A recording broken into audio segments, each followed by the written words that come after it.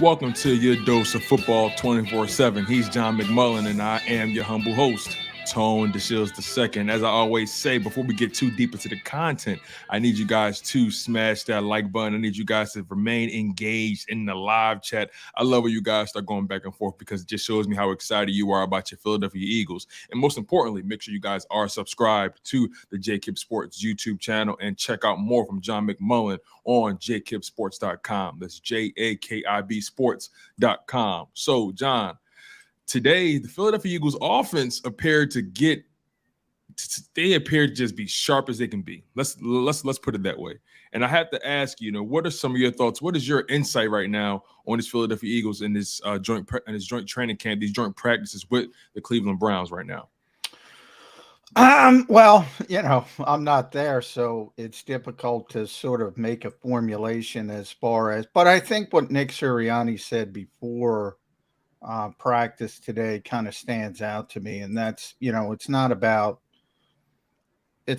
winning or losing. Everybody says, who won these practices. It's about getting into work, and I think specifically, and Fletcher Cox mentioned this yesterday as well, specifically because of the type of offense and also defense, but obviously Fletcher was talking about the offense because of the type of offense that Cleveland plays.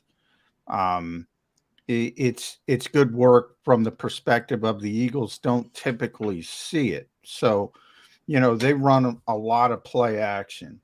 Kevin Stefanski sort of learned and came from that Mike Shanahan tree, and his version was learned a lot of what he knows from Gary Kubiak. So if you think about what Kyle Shanahan does now in San Francisco as well.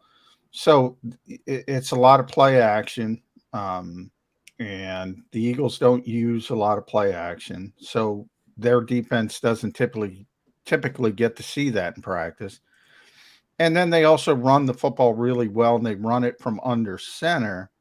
Again, that Shanahan Kubiak offense, and the Eagles don't do that virtually at all. So I think it's good work from the perspective. If you think about Detroit in week 1, Jared Goff, you're going to see a lot of play action, even more so week 2, Minnesota, Kirk Cousins.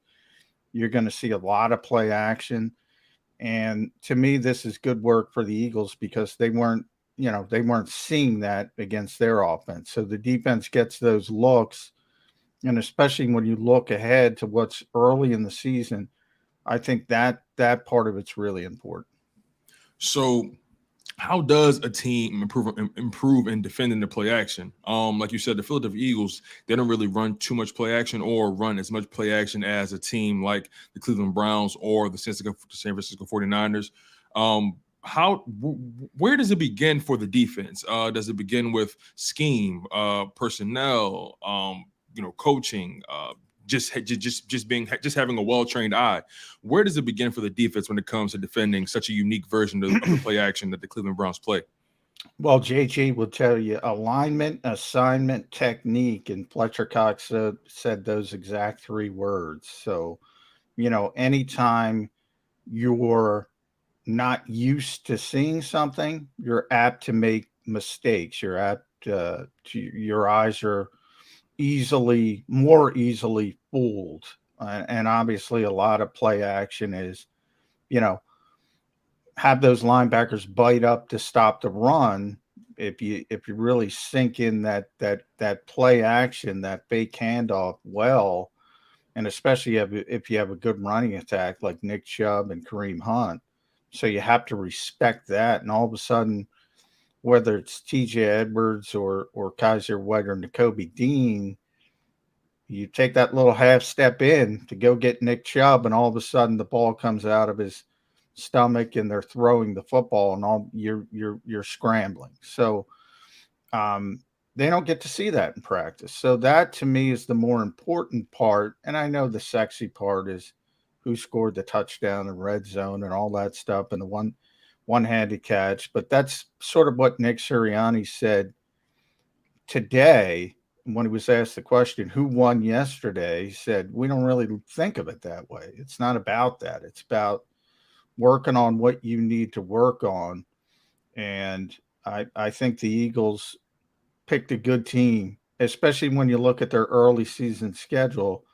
And, a lot of it's luck. I mean, you have some say in setting up your preseason opponents. And so maybe the Eagles thought about this, but I think it's a good opponent.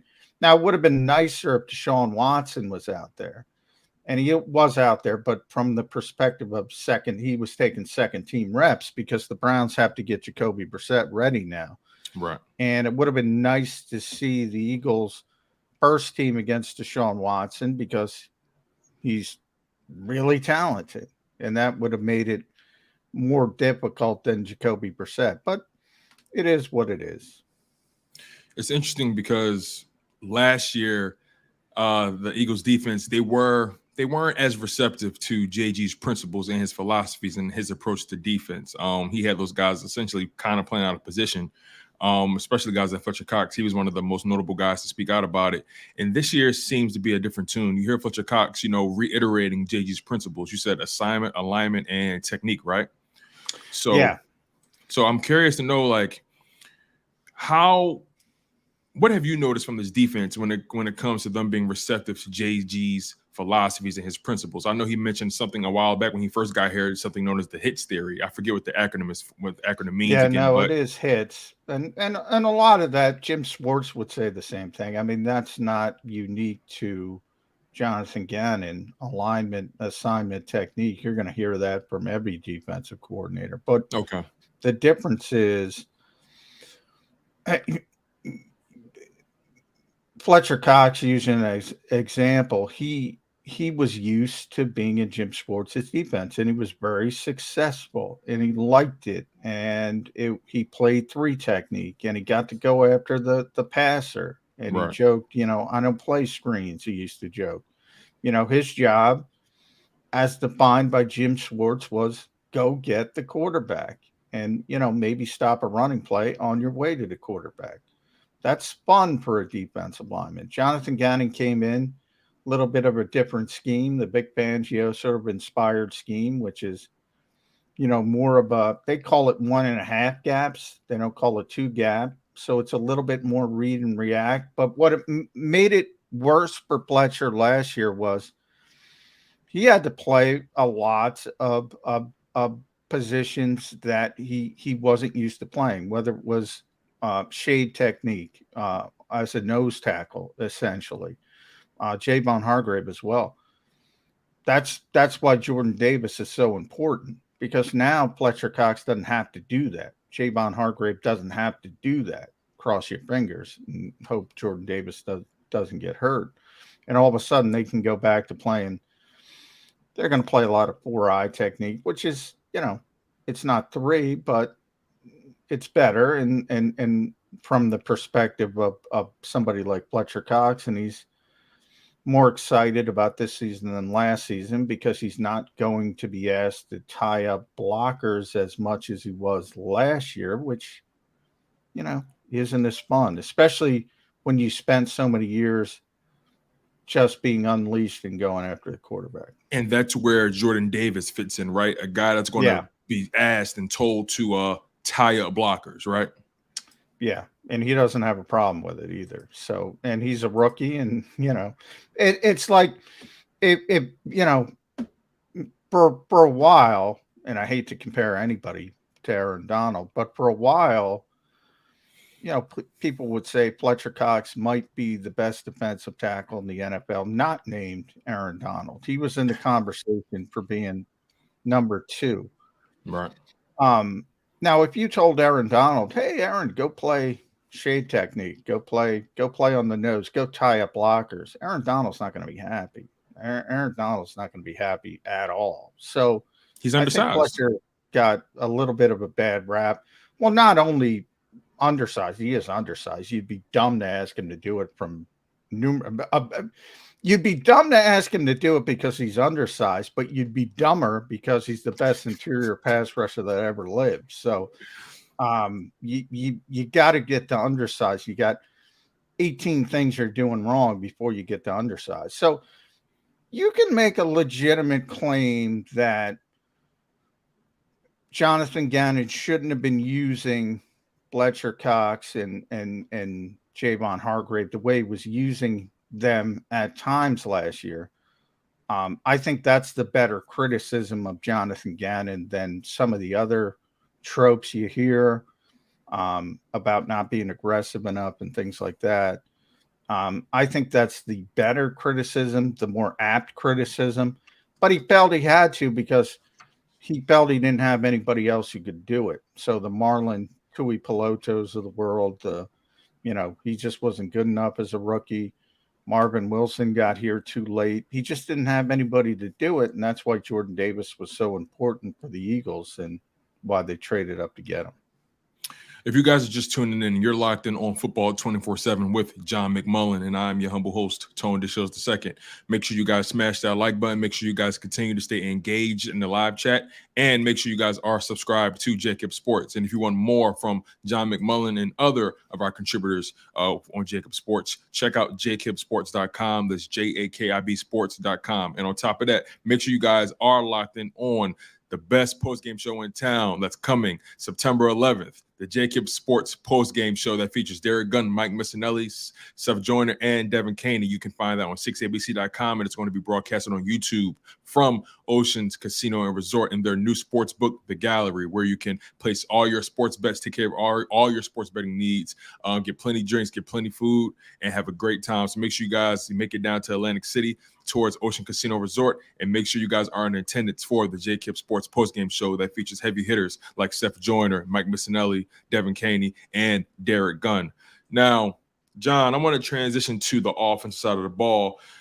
They've been getting a lot of praise in Cleveland, most notably today, and guys like Devonta Smith and A.J. Brown continue to get talked about. They're essentially just putting the burners on guys like Greedy Williams and other cornerbacks and safeties with the Cleveland Browns. I'm curious, if Jalen can deliver, right? If Jalen can really live up to all of our expectations, how dangerous, how deadly can this A.J. Brown, Devonta Smith combo truly be if everything bodes well for Jalen Hurts? Well, they're good players. So, I think it's more of an indication of, what are you going to get out of Jalen Hurts and what are you going to get out of A.J. Brown and Devonta Smith? I think, you kind of saw the floor of A.J. Brown in Tennessee, right? They had a run-first offense, and you see the numbers he was able to put up.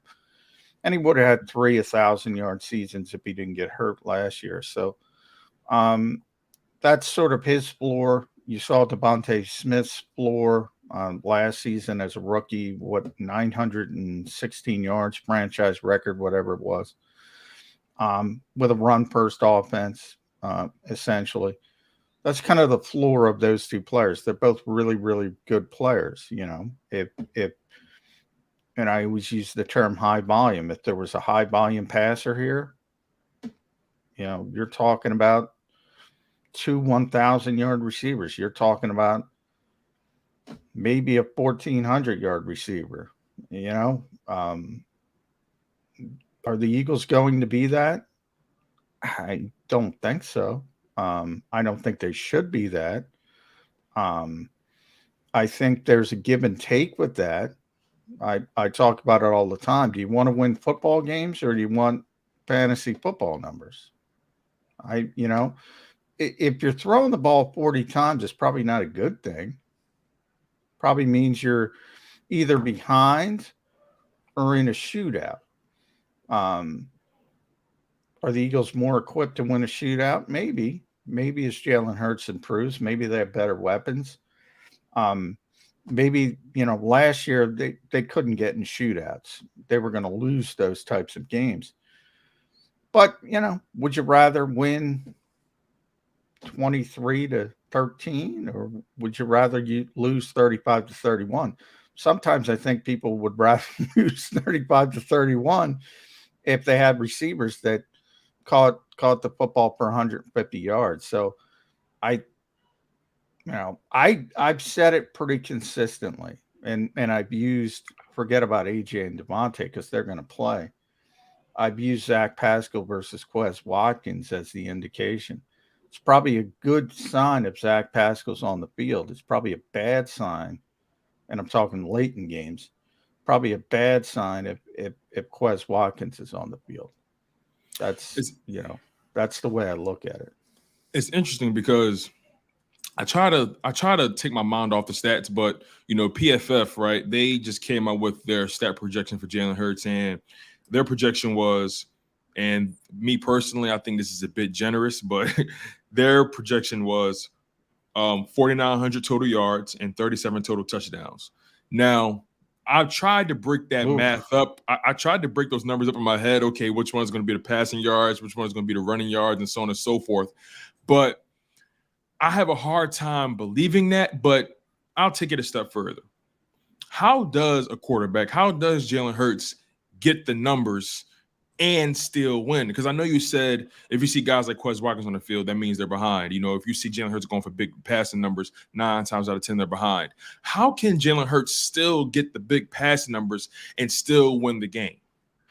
Well, why do you want him to get the big pass now? I guess that's what I don't understand for the average fan.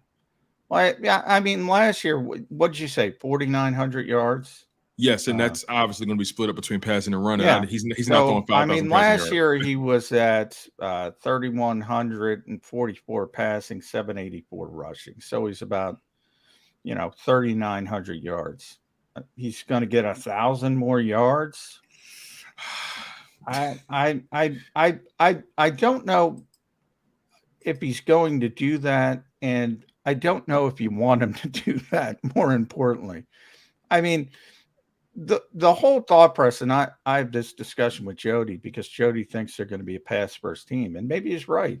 I don't know what they're going to be. I know all they practice is passing. I know that. Yeah, Ed Crack said that today. He mainly sees them focusing on the passing, not the running in practice. There's two ways you can look at it. One, it's they're working on what they need to work on, and they know they can run the football. You can look at it that way, or they really want to pass the ball. And if you ever met Jeffrey Lurie for 10 minutes, you probably think they really want to pass the ball. But I don't like I don't know, and I'm not trying to be disgruntled to the fans, but I don't know why they're so obsessed with stats. I'll tell you why, John. I'll tell you why. Because fans look at it from this perspective. That's something tangible that they can use to defend him, right? A lot of people don't watch the game like you and I, right? They tend to look at the numbers and they base that off of someone being good or not. So I think fans more so want that ammo to say, hey, look, this is what my guy did versus what your guy did. He lived up to expectations. What did your guy do? Well, I'd rather have 13 wins to point to, by hook or by crook. And I don't care who wins, if it's the defense, if it's Jalen Hurts, if it's the offense. If you're a good team, you're a good team, and you can kind of lean on that. But I mean, look, you have to be. There are guys who can do it. I mean, the great quarterbacks, in recent history, Tom Brady, obviously Peyton Manning, Aaron Rodgers. Now they put up big numbers and they win a lot of football games. Patrick Mahomes now puts up big numbers, wins a lot of football games. Do we think the quarterback's going to be in the conversation with those guys? I don't. I mean, that to me is a stretch. That's a good point. Call me a hater. Call me whatever you want. I mean, those guys are first ballot Hall of Famers, not Pro Bowlers, not the occasional All Pro selection, not have an MVP year. They are first ballot Hall of Famers. Yeah, not many of those guys. Consistent from week in, week out. I mean, I can't expect. I think it's unfair to expect that. So can he? So can Jalen win the job then? Can Jalen win the job, the franchise quarterback job, not putting up those kind of numbers or something close to it? Is it possible for him to secure this job strictly off of team success? Nobody's taking you off the field if you win games. Nobody.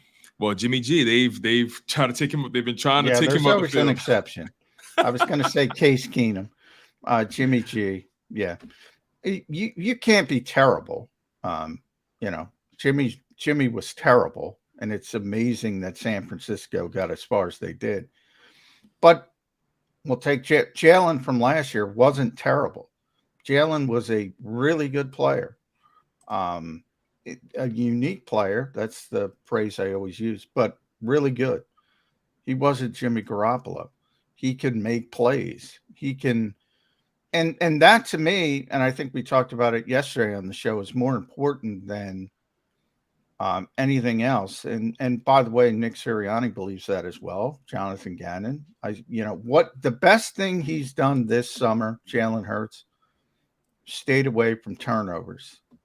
If he does that in the regular season, the Eagles are going to win a lot of games because he's going to be able to get explosive plays. Maybe not the kind the fans want, but he's going to make explosive plays. It might be a 25-yard scramble. It might be extending a play and throwing the football down the field that way. He's going to win. The Eagles, more often than not, they were one of the best teams in football, the best team by their definition, with explosive plays. If you win those two battles, you're going to win the football game more often than not. The numbers are astronomical, over 90%. If you win the turnover battle and you win the explosive play battle, you're going to win the football game. So I don't care about 70%. I don't care about 40,000 yards passing. I don't care about 30 touchdowns. I hate to sound like Jim Schwartz, but what's the stinking score? What's the score? Or go get Kirk Cousins when the Vikings get rid of him and be happy with that. And he'll throw for 4,000 yards. And you'll get 1,500 from AJ. You'll get 1,300 from Devonta Smith. And you'll get 900 from Dallas Goedert. And be happy with your 8 wins. As we begin to close out the show, let me bring this up. I think that's why a guy like Donovan McNabb lasted so long in Philadelphia. His numbers were nowhere near glorious. It took him until about maybe his 5th or 6th season to actually throw or complete over 60% of his passes. But, no one will ever sit here and say Donovan McNabb was the most accurate quarterback. He wasn't. That's just the reality. But he won. And that's what separated him from others. That's why he was able to keep his job in Philadelphia. Consecutive NFC championship appearances, an NFC championship win, a Super Bowl appearance. That's how he was able to keep that job. If Jalen Hurts can find ways to win, regardless of how they win, if he finds ways to help this team win, if he consistently has his team in the conversation to compete for NFC championships and potentially Super Bowls, that's how he keeps this job. That's how he holds on to this. That's how he gets a big long-term contract, correct? Yeah, it's a difficult decision. I've been on the ground floor talking about this. We've been talking about it for months. It's a really difficult decision because you have an owner. When you get into coaches and quarterbacks, the owner gets involved, and the owner wants a specific type of quarterback, and he wants a Peyton Manning, he wants a Tom Brady, he wants an Aaron Rodgers. We all do, but they don't grow on trees. Right. You could do a lot worse than Jalen Hurts. The problem is he's getting paid less than $2 million this year. It's great. Everything's copacetic. When you got to pay, when you got to pay 35, 40 million for that, then it's a different conversation. And it's a legitimate conversation. So today, really quickly, then we'll be done with this. Today, what's Jalen Hurts worth a year? What's a Jalen Hurts salary look like today? If you had to pay him today, what would you pay him yearly? Well, it's kind of what I would pay him is different than what he would ask for. What his agent would ask for, Nicole Lynn would ask for at least $35 million average annual value. At least. Because remember, these contracts keep going up.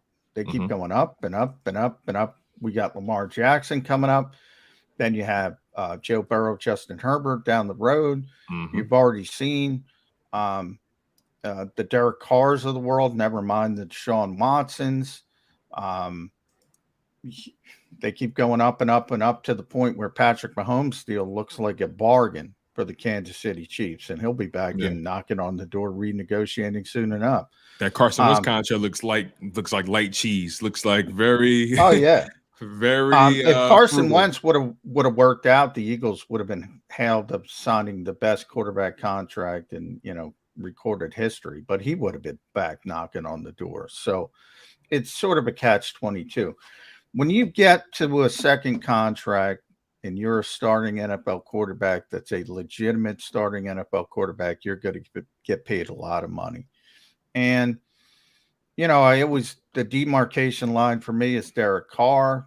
And are you going to win the Super Bowl with Derek Carr? No, probably not. But, he's probably better than your quarterback is how I describe it to NFL fans. He's a really good player. It's difficult. You got to pay those guys a ton of money. So the Eagles have to get this evaluation right. They have to get the ceiling right. They have to understand what they have in Jalen Hurts. Ultimately, I think they want a different type of quarterback. But we'll see. We'll see how it goes. And on that note, you guys, you were locked into Football 24/7 with John McMullen. I'm Tone DeShields II. Look, you guys, this Jalen Hurts conversation, it will always be a conundrum because you have some people who prioritize the numbers. You have some people who prioritize the wins. You're always going to have people that nitpick his game. And at the end of the day, you have to work with what you have. And you have to be okay with what you have. And if you're not, you move on. But this evaluation is going to be probably one of the most interesting, one of the most fascinating evaluations that we've seen in the past 20 years for Eagles quarterback.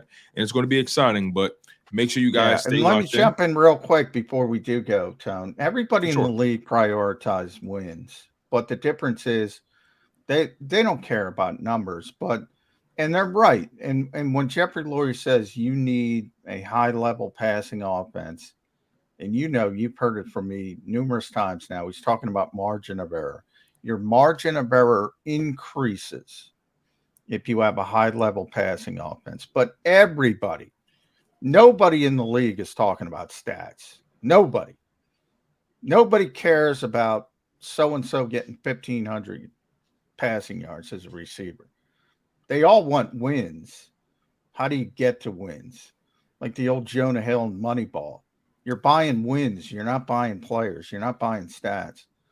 Go buy wins. How's the easiest way to get there? And Jeffrey Lurie is correct in saying the easiest way to get there is to have the high octane passing offense. That gives you the largest margin for error. But you can't get you can't get it. You can't get Aaron Rodgers. You can't get Tom Brady. These are once in a generation players.